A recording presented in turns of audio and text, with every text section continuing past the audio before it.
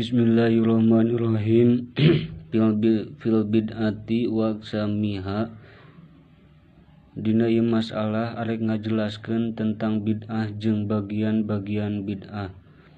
Pertanyaan, ilakam tangqosimu al bid'atu? Ari bid'ah teh kabagi sabaraha?